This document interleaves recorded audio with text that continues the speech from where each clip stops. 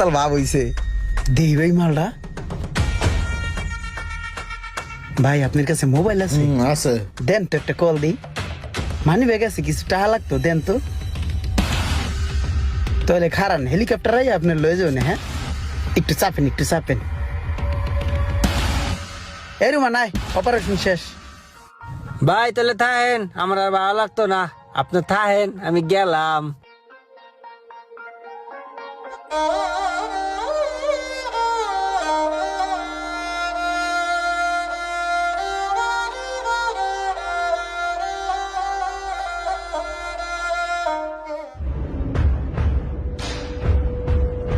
এভাবেই সবকিছু হাতিয়ে নিচ্ছে বিভিন্ন প্রতারক চক্ররা। তাই রাস্তাঘাটে চলার সময় অবশ্যই সাবধানতা অবলম্বন করে চলবেন।